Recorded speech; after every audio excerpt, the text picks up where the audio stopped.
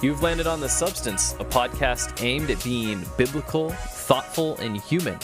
Join us each week as we engage the culture without the culture war. I'm your host, Trevor Aiken, joined by my two friends, Vincent Edwards. Howdy, howdy. And Philip Marinello. Hey, everybody. And special guest joining us as well this week, Mitch Wiley. Hey there. Mitch is a PhD student at Southern Seminary. He is a hospital chaplain as well as a pretty serious cinephile. He's been published a handful of times by the Gospel Coalition, right, Mitch? Just published. Published a single time. Hey, that's more than we've been. I would love to write some reviews for them sometime. So, Mitch, welcome to The Substance. Thanks for having me, guys. So, Soul, you kind of reached out to me about this. Yeah. We kind of connected through Twitter, and we were kind of tossing around ideas for Substantive Cinema. And I had Soul on my radar. I've had it on my radar for a long time, being a huge Pixar fan. And I had a feeling that this was going to be a really substantive animated film, and it turns out it was. Yeah, absolutely. Did you connect with us after Hidden Life? Was that correct? Yes. Okay, yeah.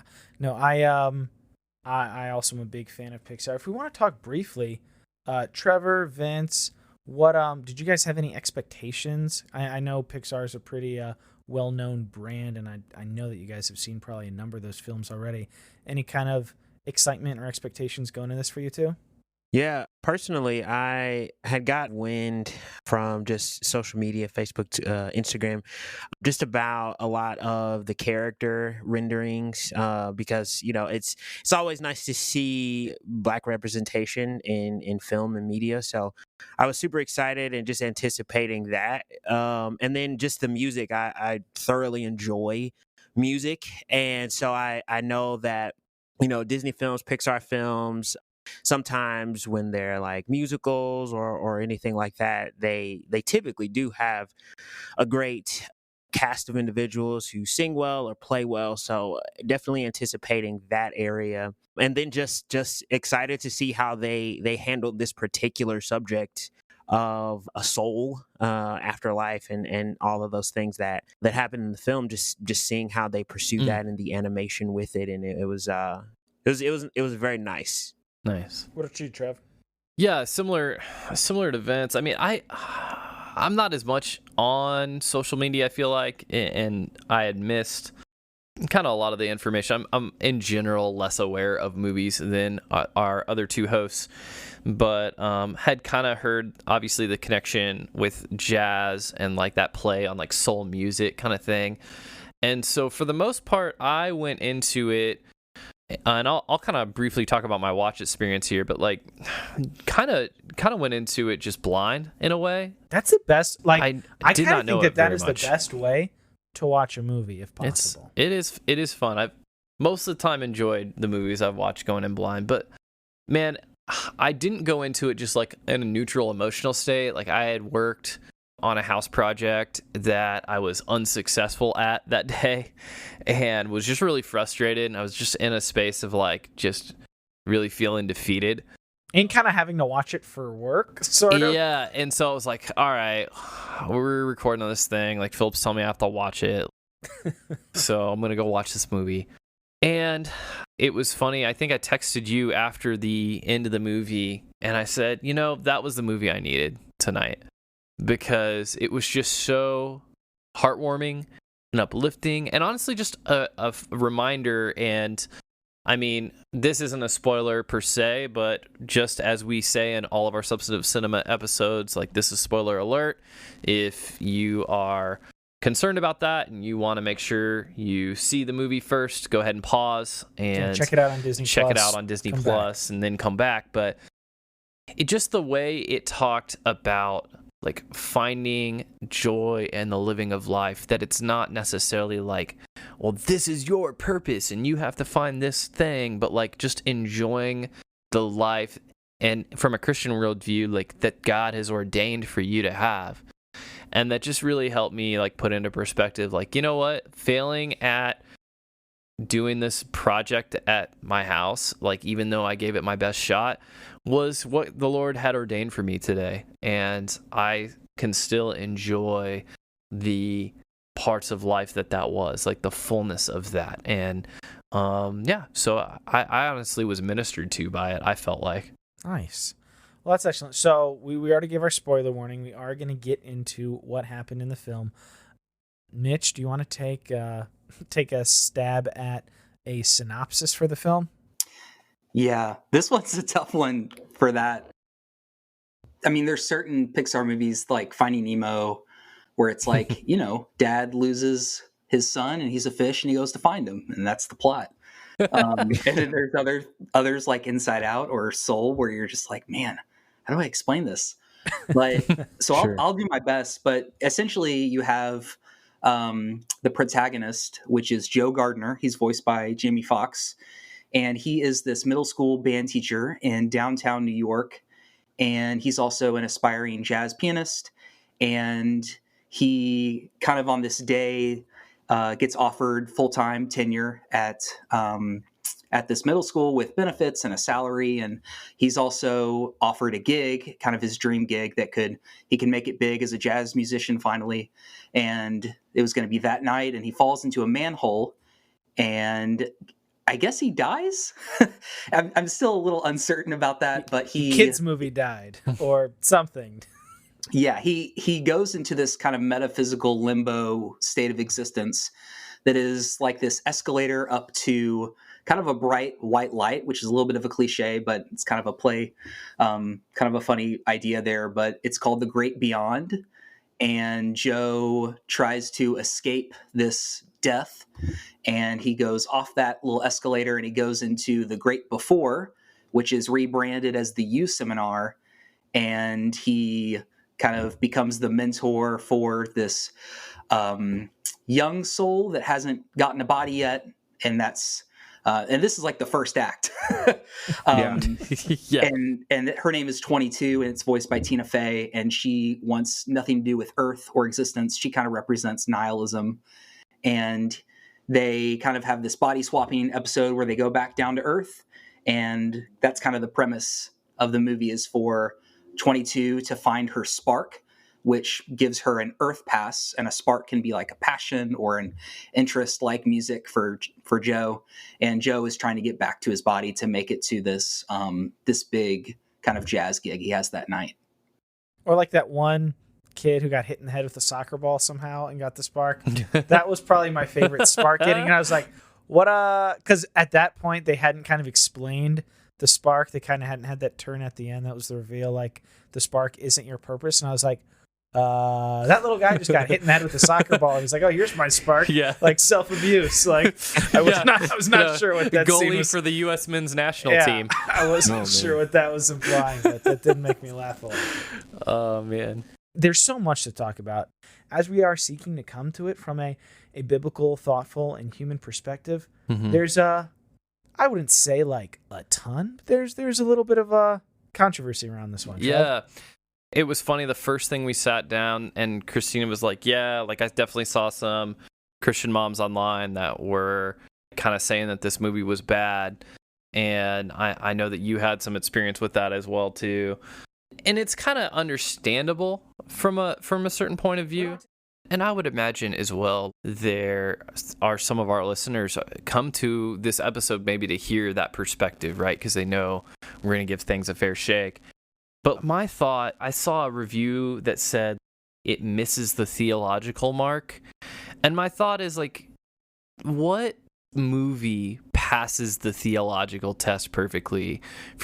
And is that actually the point of movies? Like, for example, if we sit down and we watch a movie rendition of Charles Dickens' A Christmas Carol, like, do we really come away from it with spirits from the afterlife or what you need to like correct your miserly ways? Like, and the Lord definitely sends those, and the afterlife definitely works that way with the chains and everything. No, it's very clearly a story. No, and the Romans Road was not presented to Scrooge. Yeah, exactly. So therefore, the Muppets Christmas Carol is off legalism, my list. Man. Like, yeah, it's just behavior modification. They don't even have the gospel. Of course, it's a story. That's not the point. And so, I just wonder if people are, and I don't know, maybe they are consistent, maybe they are self-critical when it comes to these kind of things, where they look at that and they're like, Or I Lord of the reject Rings all or these Narnia, things. which most people love. Right. But at the same time, I will say, I think people put it in a different category, perhaps, because it is a kid's movie, where they're saying, Gotta protect okay, the children. yeah, it's animated. There's just it seems like, at least for Christians, there seems to be like a different standard that we apply when something is animated, when something is more in that realm of a kid's movie. I have a 4 and a 2-year-old. Would I show this movie to them? Probably not. But not necessarily because I was trying to protect them from any ideas, so much as like, I just don't think they would get it. The themes of the movie are reflective enough that it seems to be for an older child than where my kids are at. Like an 8 to 12-year-old. And so versus like a young child. And so I can understand why there's some confusion over that, but at the same time as understanding it, like, that's my take. I don't agree that a Christian has to, I guess, tread lightly here, especially. I would say whenever you're engaging in any media or even any sermon, tread biblically. Have your mind, like, have a disciplined routine and a knowledge of the Word of God such that you are approaching life in a way that understands these things. Yeah, if kids see this movie, they're going to need guidance, but that's just true in general about life. Like, not everything that a child encounters in life is going to have orthodox theology, but that's why the kids have parents and pastors and teachers. And I would say on the flip side, you got Disney, one of the biggest entertainment companies in the world. You got Disney Plus, tens of millions of subscribers. A lot of people are going to see this film. This film deals very well with very substantive and truthful and important and like true and meaningful themes. So to elect to not address it because it wasn't intended to be a Sunday school lesson, I'd almost say, like, how could you not? Seems like a whiff. Especially yeah. This is a movie. I mean, we've talked about stuff like this before. We haven't covered The Good Place on the show, but we talked about it. But yeah, like, how could we not address something that's like, hey, it's good to live a purposeful life is kind of what this boils down to. And Mitch, have you seen this kind of backlash as well? What are your thoughts? You're obviously a thinking theologian kind of guy, working on your doctorate, that kind of thing. Like, how do you process when you see this kind of critique? Yeah, I think, well, first, Philip mentioned it. This is Disney, and you have to, the expectations are that Disney's not going to march out Jesus and present him as your purpose in life, and your soul is to enjoy God forever and glorify God. They're not marching out any catechisms or anything like that. But I think I approach it with a theology of common grace, and I think that God gives little pleasures and wisdom to all kinds of people, Christians and non-Christians. And I think that we are able to receive wisdom from even people who aren't believers. And I think this has a lot of wisdom to it. So Mitch, good. How many times have you seen the film at this point? I have seen it twice, just twice. Okay. What are some things that stick out to you the most? When you think of the movie, what are some of your impressions? I think the things that stand out to me, well, first there's kind of the technical level of it's visually dazzling. It looks looks incredible, especially New York City. It's set in autumn, and it's just the very beautiful orange, yellow hues to the city. It makes me miss crowds and being around a lot of people. Oh yeah, those big city scenes. I was like, oh, everybody all bumping into each other on the streets. Social distancing. Yeah. Like, I guess cartoons can't get COVID, so it's okay. And certainly the music and soundtrack was great. And I was left thinking a lot about the themes. Certainly that reveal montage near the end is kind of the big climactic scene, which reminds me a lot of Pete Docter's other montages in his Pixar films. He's the co-writer, co-director. He did Monsters, Inc., Up, and Inside Out. Of course, Up has that famous montage. And I immediately thought of that when it was playing, and then of course the tears started falling. But I think I was left thinking a lot about vocation and passion, and I mean they call it spark, and purpose certainly is the big word for it, that everything kind of falls underneath that umbrella. But one kind of sentence that I've been thinking a lot about is the unsuccessful life is worth living.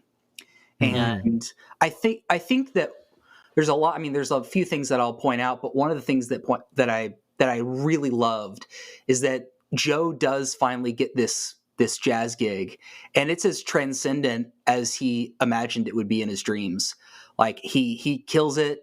He's doing great. He has his big break that he's been looking for. It's everything he wanted, and then after it, he's talking to the Dorothea Williams, who's the kind of the leader of the jazz group, and he said essentially he's like, okay, so what next? Like, what do we do next? And she says, well, we do it again tomorrow. And it's, he's achieved his dreams, but those dreams are about to become this mundane job. And so I think that, I mean, the Gospel Coalition put out a little article that I really liked on it. And the title of it was "Soul is the Anti-Disney Movie." And really good review.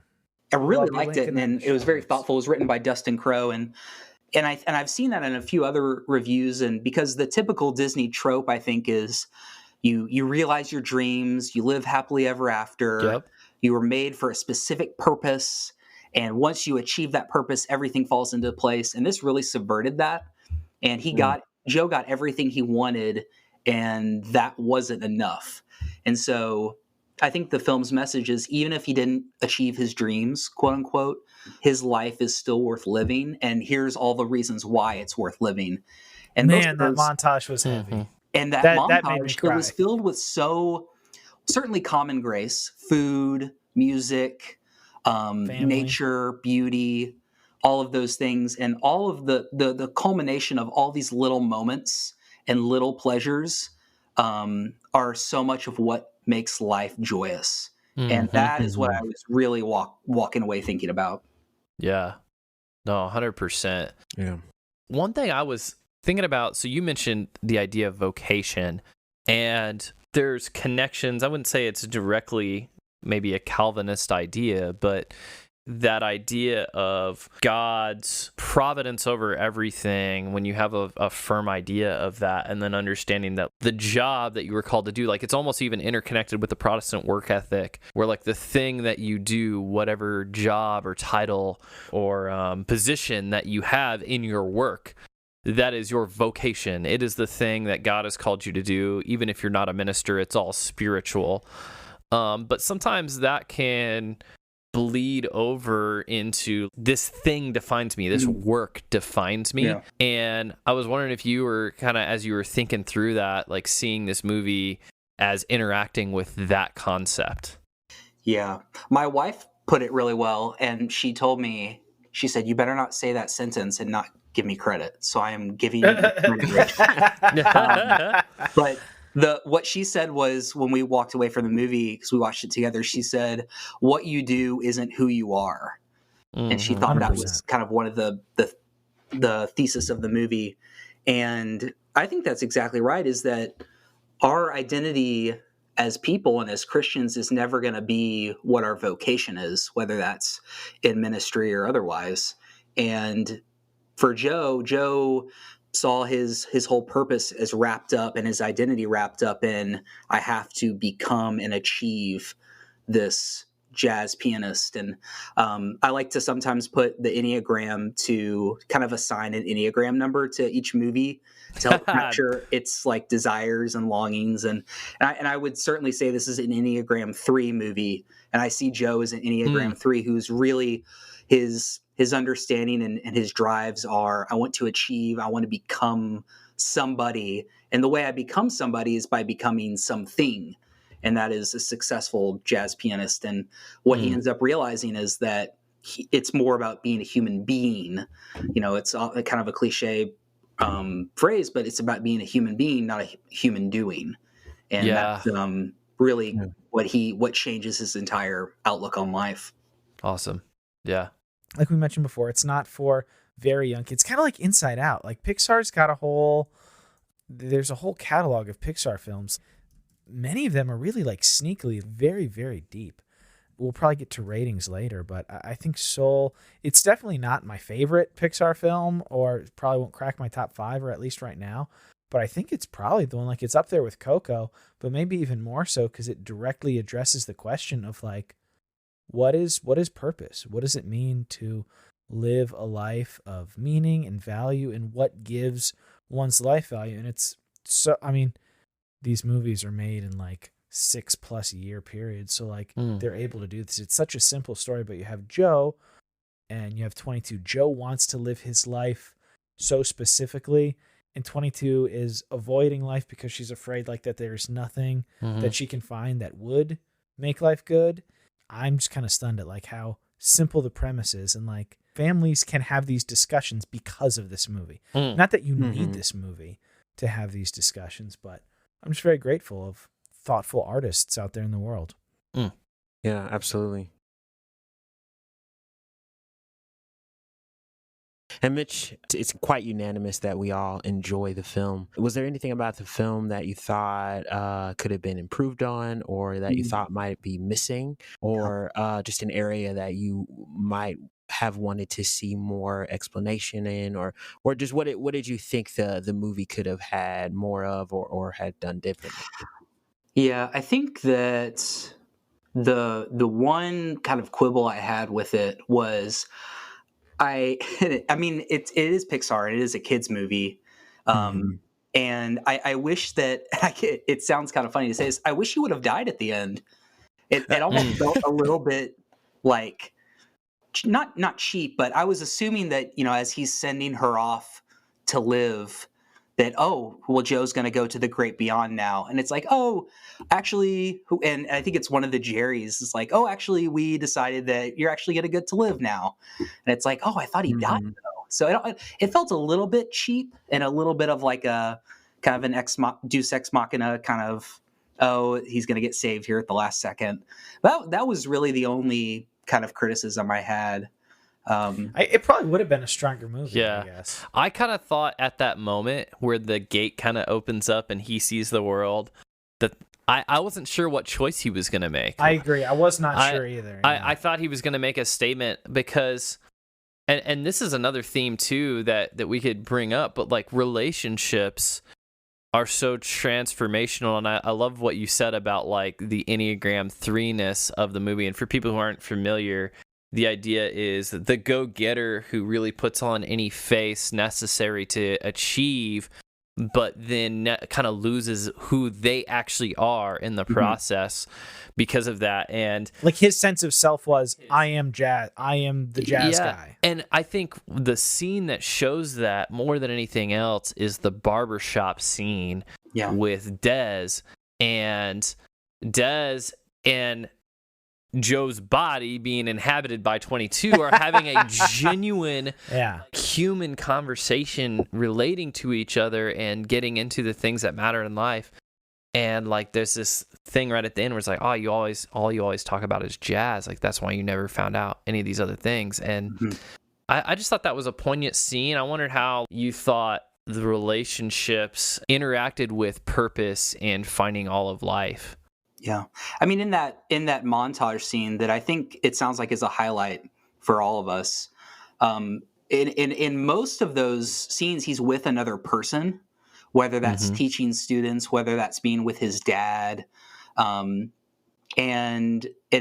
of course, there's the scene at the barber shop where he sees human connection and all of those, the representations. I think there's like a piece of a bagel and a pizza and a kind of one of those twirly maple seeds. All of those bring up a memory with other people, surrounded by people and relationships. And I think that certainly one of the core messages of the film is that people are important and human connection is important.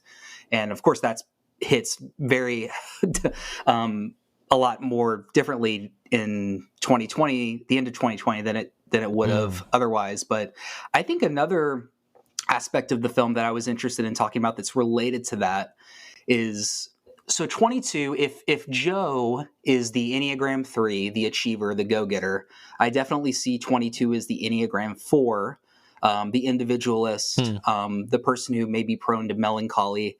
And so a little bit of self-disclosure, I kind of on and off since I was 15 have struggled with depression.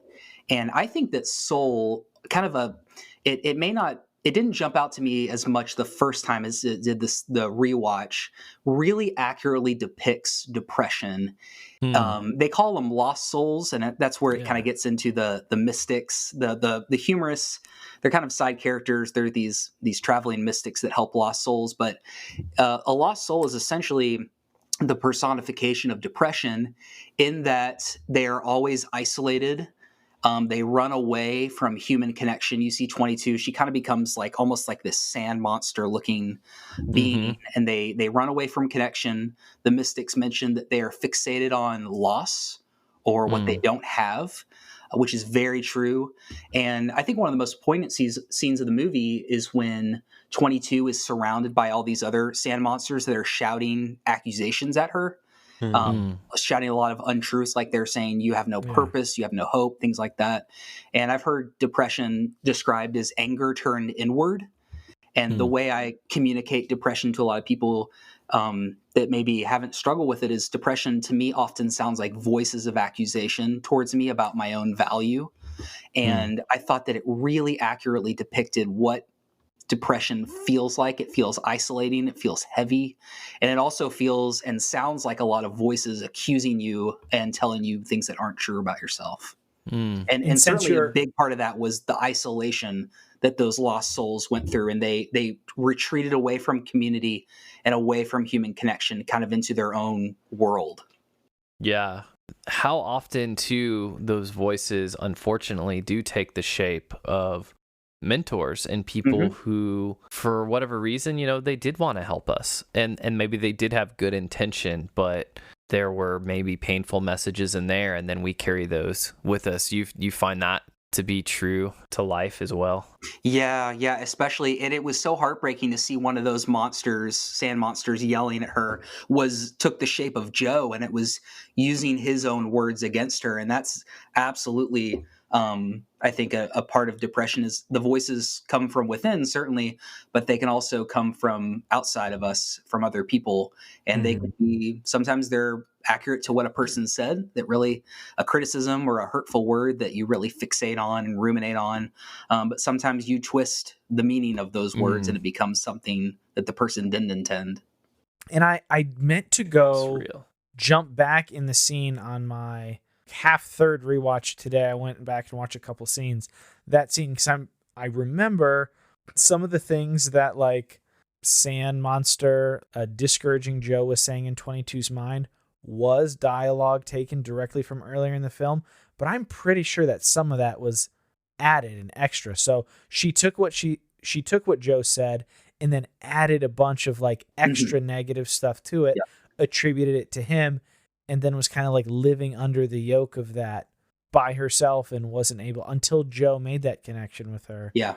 She wasn't just there with his criticisms. She was also there with like stuff that she made up, like unable to find the truth because she was isolated. Yep.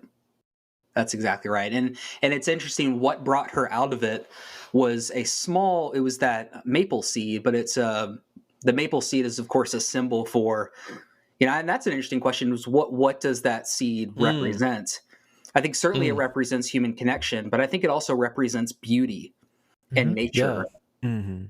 And if we can interpret this theologically, it represents common grace and God's creation and human connection and all those things that we've been talking about. And that's what kind of melted away the monster that was surrounding her. And that ended up, I love the montage scene where Joe's at the piano, but that's really the one that I think I was left thinking about the most, at least on the second viewing I had. Yeah. Those little maple seeds are it's such a good choice for something to represent the wonder of natural design, because you watch that and it like helicopters around. That's just so fascinating, the way that is designed and the way that it works in the world. And it's just natural. it's just naturally occurring thing. And it's one of those little things that draws your mind upward to bigger, more transcendental truths. And it's such a simple little thing to be able to do that. Yeah. All of that.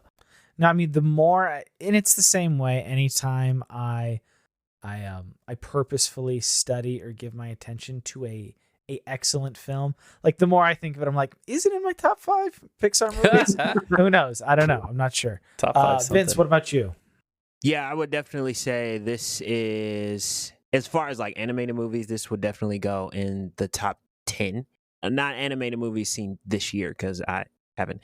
But animated movies so far, like maybe all-time list, I definitely say it hits top 10 for sure, because it's one of the kinds of films that you have to watch multiple times, and you almost just have to simply just be in that moment to be able to just watch the film and allow the film to really communicate the core messages to you in a way that applies. Because I can definitely relate with you, Mitch, about anger turned inwards, how that can really translate. And so I think that's definitely a great point to pull out. Mm-hmm. Well, and we talked about the maple seed and just the natural beauty.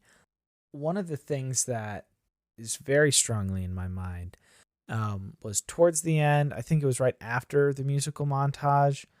There was like interior Joe's apartment, and then like exterior him in the window. Zoom out his building, zoom out the skyline, like zoom out kind of like a satellite. You see all the lights, like zoom out the globe, and then like zoom out like the cosmos. Mm-hmm. And I was just like, man, we got like Interstellar and Tree of Life, and now Soul, like just getting deep, like just straight up the cosmos. Like, but it was all about Joe was the focus of it. It tied Joe to his city, his area, his neighborhood, the world, and then existence. Joe's life has meaning, even though like zoomed out all the way, physically speaking, he's kind of nothing and insignificant. But right after it went from like his birth through a bunch of incredible moments in his life with like his family, eating wonderful food, enjoying, like learning how to ride a bike, playing piano with his dad, like enjoying the beach, sitting in the bathtub with his mom when he was a kid, like it looked like his first day of teaching, all these things, like in the grand scheme of things, like that man's life has value. And again, this movie's not trying to be a Sunday school lesson, but like it's saying like we all have value. Yeah. And I was like, I'm kind of getting like choked up now just thinking about like this film has so much truth in it. Yeah. To not engage it, because we are the only ones that can take those true things and take it all the way forward. That's right. We're the only ones that can do that. I mean, if you want the Sunday school lesson, Psalm 8, verse 3, when I look at your heavens, the work of your fingers, the moon and the stars which you have set in place, what is man that you are mindful of him? Mm-hmm. And the Son of Man that you care for him. And God does. He cares for us. And looking up at the stars causes us to have that same thought like the psalmist does. Like that's an inspired and scripturated experience of this is how humans can experience the cosmos. And that's exactly like what I felt. They didn't flash a Bible verse on that screen, but the way they did it, the way they kept zooming out, like that is what that scene is saying. Yeah. It's like incredible. Man. The Bible, like in a lot of ways, all the time is like a if you know, you know about like all of creation, though. And it was also like a pretty funny film too. Anything stick out to you humor wise? There are a couple of really great jokes I wanted to mention. I got some, because especially when you're dealing with something so deep, the hedge fund guy there was were funny. a couple of very good laughs. That I was love the hedge hilarious. fund manager. Yeah. Just knocking down everybody's computers off their desks. So I was a math major in college, and there was some guys who were like really aiming at going for hedge fund managers, and like just knowing that kind of mindset and personality and like work, it definitely hit me as super funny. I'm not a New York Knicks fan, but I did So really enjoy. funny. Oh my goodness. That was great. I thought a lot of the U seminar stuff was funny, and showing the past mentors that 22 had. Yes. And The if you, Nick's I did pause it at one murdered point me. where you kind of go into, I guess it's like her room, 22's room, but she has like on her wall is the sticker name tag of every mentor she's ever had. Yeah. And they went into a lot of detail, like down to like I was gonna different. pause. Did you pause on I that? never got to look at that. Yeah, there's like different languages. Like I saw like a lot did of see that. like it looked like maybe Sanskrit, some like Chinese symbols. Like there was a lot of like some Hebrew, I think, and Greek in there. So somebody worked really hard on like that one shot to get. I so did much think detail. the Marie I love stuff Antoinette like that. disembodied head was funny. Yes. Yeah. Yeah. But the Nick's joke is the one that made me laugh out loud the hardest. Yeah. So The Marie Antoinette one was really hilarious as well because 22 had been given a piece of cake and Marie Antoinette was done with. So anyway. It was very good. And then It's very also, funny. it's very childish. Like every time I watched it, it also made me laugh very hard. The pizza joke. The pizza joke. Because they couldn't eat. Yeah. Just how it went right through them, and just that's peak physical comedy. Yo, but when like 22's embodied and actually eats the pizza, I'm just like, yes, pizza is Dude, that pecan pie scene like the entire food pyramid for me. It's just so in the good. montage as well. Yeah, Pixar Pizza- is great with food. Pizza is music. great. That's what you should take away from this film. Pizza is wonderful. Pizza's great. How about I almost wish that we could have like a Jungian psychologist on to like analyze some of that side of the movie, because I definitely felt like there was things, I know enough to know that like there was some things that they were pulling from in there, but like the whole idea of the fixation of the people who are in the zone and they get fixated and then turn into the lost souls. I was thinking about that concept and how we see that play out in even Christian circles. This idea of this good thing, this thing that somebody's taking in a great way, but then when it becomes all consuming, they lose themselves to that. Sure. I mean, you see a lot of pastors deal with that successfully and poorly. We can lose ourselves. I think we can become fixated. Well, the zone is presented as a good thing when someone is using it for their passion, such as when Joe is playing jazz on the piano and he gets so in the zone that he kind of transcends kind of his conscious into a subconscious area. But then there can also be a fixation in a negative way, which is what the lost souls are. They're fixated on something that's lost or something that they don't have, and that kind of descends them into kind of a depressive state. So I think our thoughts matter. I think is perhaps a message that the film is trying to get across. What we ruminate on, what we daydream about, what we fixate on matters. But yeah, that is an interesting thought, and they did make a few Jungian jokes. And Carl Jung was one of her former mentors.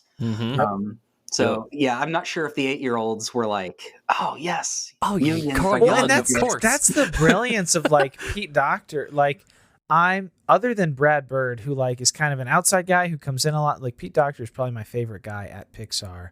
He makes the most thoughtful of the film. Like they're still highly entertaining, but they're very thoughtful. And I mean, just all of that stuff packed together in like a 100 minute, essentially a kid's movie, even though it's not a kid's movie. Yeah, it's probably It's the very least kids impressive. movie of any of Pixar's catalog so far, I'd say. I'd very much agree. Probably sign on like to that. that part where he was like, "Is this the great beyond?" He's like, "No, this is the great before." Or it was like, "No," and then he said, "Is it HE double hockey Oh, yeah. sticks?"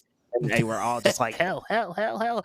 And my wife was like, "This is different for a Pixar movie," and I was like, we both just start busting out laughing because it was definitely like caught me off guard. I thought they were just kind of go with it, but then they just kept saying it and kept saying it.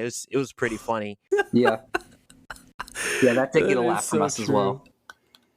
Oh man. And that is so like kids too. You're like trying to like avoid saying whatever, and you're trying to get, and they just totally pick up on it and run I with it. also loved when the little preborn souls all were. I couldn't tell if they were teasing him or just thought he was cool when they all gave themselves little fedoras because of Joe. For a second, that made me laugh each time as well. Or the ones They who just were like made little aloof. like boop, like they just made them. They just kind of manifested them on themselves. Yeah. The personality factories was funny. That kind of got a little Enneagrammy. Yes. Yeah, absolutely. Well, that's where I was thinking, like, it honestly kind of Jungian in ways, like these different personality traits. Like you are aloof, you are like excited, and then the one at the end was like I'm Insecure. I'm a narcissist or whatever. Like that crazy Megalomaniac. one. Yeah, the megalomaniac. I thought that was. Yeah, they're like, this one's pretty going to be a funny. handful. Yeah. Or like maybe we should stop sending so many to that one, like the self-absorbed. Yeah, they're like, why do we keep sending them there? It's like, yeah, I don't know. Like just the little like cultural commentary jabs. Hmm. You might hate me, Philip, for stepping on this landmine, but like the idea, so as up in arms as some Christians are about this whole like afterlife soul thing that's going on, like, I mean, the fact that 22 matters as a soul before being born could kind of be seen as a pro-life message. Anybody else think that? Is this just No, me being I weird? think that's you stretching. Me stretching. But you could talk enough to where you could be like, well, now I'm thinking about it because you're saying Yeah, it. like, well, what's going to happen when 22 hits Earth, right? Like, and well, Just and gonna have a normal obviously, life like everyone else. yeah, exactly. So, but like that life matters. So, Why it? Yeah, it might be a play on that a bit, just because Joe himself goes into the grave before with no recollection of ever being there, and if we're to assume everything's consistent, everyone comes from there, then once you get your Earth pass and kind of go down, you don't have any recollection of it. So it might be alluding to a very like secondary relative close to touching pro-life message. yeah, it's just interesting. It's just an interesting concept. I mean, obviously, if you were of the mind to be offended of the pro-life concept, like you could say, oh well, you don't know at what point the soul enters the body, so it doesn't matter, and they don't address that in the film. So it's obviously not a question that the film is trying to address. My point being, in the same way that it's also not trying to address anything about theology necessarily, if we were going to at that same time press it on these things it's not trying to address, you could say there's this other thing that, while we're critiquing it for this other stuff, that is it could be positive. I don't know. Yeah. Interesting. I think it's advocating for there is purpose beyond the material that surrounds us. So You should tweet at all the angry Christian moms that they are dunking on a pro-life movie. See how that works out for you. I think I'll pass on that very distinct Twitter opportunity. That's probably wise. You got a lot of editing to do this week. So Mitch, one of the things you mentioned to me before we recorded is that like your Pixar standings, there's like 20 some of them now. What are you thinking as far as like where do you currently stand after seeing Soul as far as top 5 best or favorite? You can hit us with either one of those.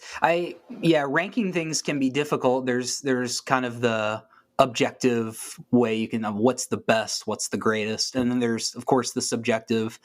And I was 3 years old when Toy Story came out, so there are certain Pixar movies that I have watched. It's so hard to compare Soul, I've only seen it twice, to say Monsters Inc., which I still remember the VHS we wore out growing up, or Toy Story, the blue one. Things that I've seen probably upwards of a couple dozen times. So it's so hard to compare those two. I like to think of Pixar films in terms of like echelons or tiers, and I definitely think that Soul would be the top tier of Pixar. I think it's up there. I think the best Pixar movies so far is WALL-E. I think I liked that. I like WALL-E. Yeah, that's a very Trevor movie. I think WALL-E is. I'll put it on like best. It's just not my favorite. Yeah, I think it's an incredible film. It's so good. I think I've only watched it once in its entirety, actually. Yeah, it is similarly transcendent and has a lot on its mind as well. Um, and I think Monsters Inc. and Toy Story I have the greatest affection for. I think Inside Out is slightly above Soul.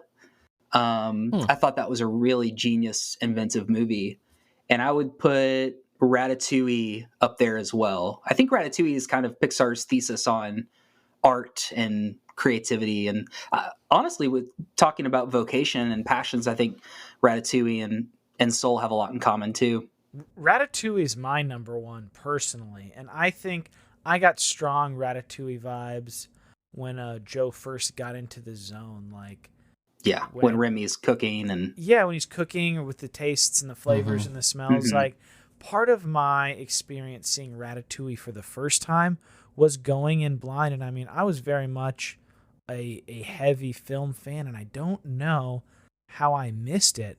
But I originally thought Ratatouille was like DreamWorks or something, and I went in with like, this is a kid's movie. I wasn't expecting it to be a Pixar movie. I don't think I had realized it was a Brad Bird film, and I was blown away from the very beginning. It's a good film. It's a really good film. We should maybe put that on the potential There list you go. sometime. Maybe we can get Brad Bird on. I know I still think Brad Bird's best movie is The Iron Giant. So good. Oh man, just I'll got have to done take- watching that one recently. It was I need to take a That look is at that one. guaranteed, like just Super a blubbery tears. mess of tears for me. Oh, Wow. Superman, yeah. All right. Well, I'll have to get my tissues ready and watch that one. Kind of one of the last things that was on my mind about Soul was, and I kind of want to explore here with you guys, was this idea of waiting. So many people find themselves in that place where they're waiting for their moment to arrive, whether that is that next career opportunity, whether that is school, whether that is relational. How should someone approach that kind of waiting season of life as we think through like both the truths that Soul presents and also the truths that the Word of God presents? Yeah, I'm reminded of, I believe it's Jim Elliot, the missionary martyr, who said, "Wherever you are, be all there." Mm-hmm. I think that's a big takeaway as well. Certainly, there's a large tradition, Christian tradition of living in the presence of God, living all of life in the presence of God. Certainly, there's the monastic tradition, and I think talking about common grace, there's a lot of common grace to mindfulness teachings, a lot of bones to pick out of that meat. But I think living a mindful life where you are in tune with where you are, being in God's presence, living whatever season that God has called you to live, and going all in on it. And it may not be the season that you thought you were going to be in, or it may not be the one you're most excited about, or you may be looking ahead. But I think there's a lot of value in being mindful and living in the presence of God wherever you are. Yeah, and I think it also plays on our understanding of being content, because I think what can motivate a lot of individuals is needing more. I need more in my career. I need more in my job, or more in my life, or whatever, And so I know that Scripture talks about being content, and it's not wrong to be ambitious, depending on what those things are, but it calls us to be able to, as we enjoy life satisfied. And like you said, we do it to the glory of God, and we are satisfied, all satisfied in Christ. But it's just being content. It's to say, I'm waiting, and if I never got that thing that I think I need, or that I really, really want, is God still good? Is Christ still sufficient? Can I still be happy? And so I think it definitely plays on our understanding, and I would say even the exercise in being content. Dude, that is a good call out. Yeah. So all this from a kids movie, huh? So before we wrap up here, Mitch, one of the things we like to do on the Substance, I'm sure you've heard it before on some of the Substantive Cinema and other shows, is Substance Shoutouts. So obviously we're talking about movies here. You can pick a couple if you want, like movies, music, books, podcasts, what sorts of things in the realm of the arts, culture, entertainment that you found edifying or enjoyable recently, other than Soul? Yeah, there's a lot. I think so one I'll give it a shout out to my wife and I rewatched it. She watched it for the first time. The two Paddington movies, if we're talking about kids movies. Yes. Paddington 2 being my favorite of the two. I think those are similarly, I mean, it is just a breath of fresh air. They are. And they also kind of have this underpinning, lots of common grace, and certainly the importance of kindness, especially to those who are, whether refugees, immigrants, outsiders. I think there's a lot of great messages for that. And shockingly good films. Yes. I had no expectations for those. Those were like shockingly good. And I have a huge love for Wes Anderson, and they very much are kind of playing with a lot of his wheelhouse of spacing and color and visual gags and things like that. So I'll shout out the Paddingtons. And I did my top 25 top 30 movies of the year list on Twitter, and my number one was American Utopia, which is a concert film by David Byrne, directed by Spike Lee, and that is on HBO Max. And still need to watch that. Yeah, so American Utopia is what it's called, and it's David Byrne, the frontman for Talking Heads. He had a 1984 concert film called Stop Making Sense, which I just caught up with the first time. It's commonly thought to be the greatest concert film ever made, and it is just 90 minutes, 120 minutes of just pure euphoria and creative energy, and it's unique and it's weird and it's odd and it's great music. The Talking Heads and David Byrne's solo stuff really provided my 2020 with a great soundtrack. That was one of my favorite artistic, it's a little bit of music, a little bit of film discoveries of the past year. And American Utopia is a great concert film, and it's his kind of troupe of musicians and band that he's with. None of them are stationary. They carry all their instruments with them, and they're moving all throughout this flat stage, and it's just brilliant. I love it so much. I've watched it 3 times, and I'll probably watch it again. Nice. Well, thanks. That's awesome. Yeah. Awesome. Well, Mitch, thanks so much for joining us for some reflections on Soul. I loved it, man. Thanks for having me. Yeah, man. Where can folks find you, Mitch? So I am on Twitter, Mitch_Wiley, but I also, around this time last year, did a more cinema-specific film Twitter at Film Mitch, and I love tweeting out rankings and lists, and it's kind of a place I like to kind of expend some of my hobby and creative energy into. And a buddy of mine, Nathan Robertson, and we made a blog called cruciblereviews.com, and we've been putting up different reviews from a kind of a very substantive cinema type reviews, looking at truth and beauty and where the Christian life is reflected in different movies. And we put some stuff up maybe once or twice a month there, so you can check that out. Awesome. Well, Mitch, once again, thank you for joining us on the show, and thank you for your time this evening. Thanks so much, guys. I loved it. Let's do it again sometime.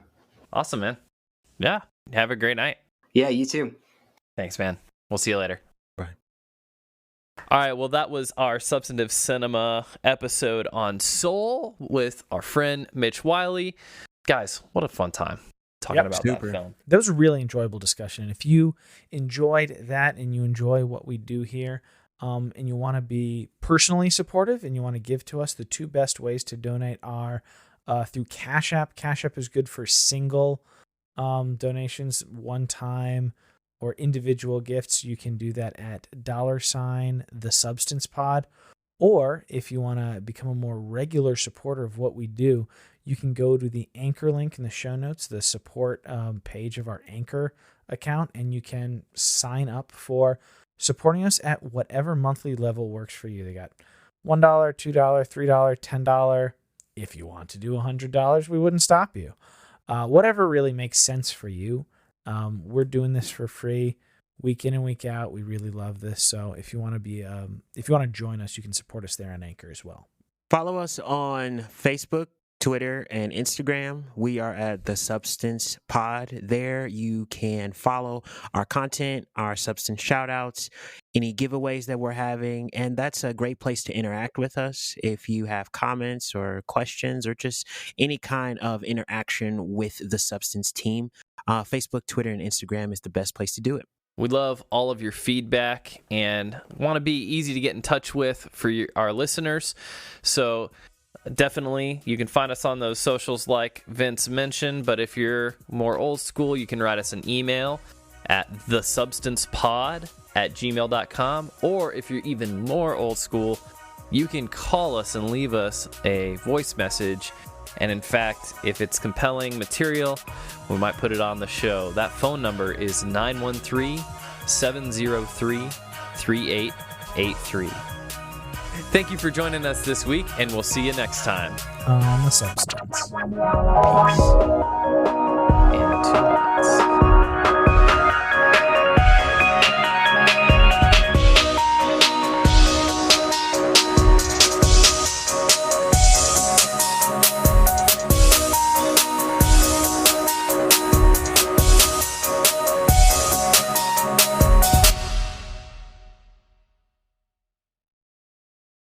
Okay. Interesting. Okay. Because it's just like, Well, because it's already it's a Online learning Romance French language. was the worst I ever did in the language. I did way better in Hebrew and Greek, but I also wasn't doing it as a freshman in college. So I mean, it'll be like La Cinema, and I'm like, oh, I know that one.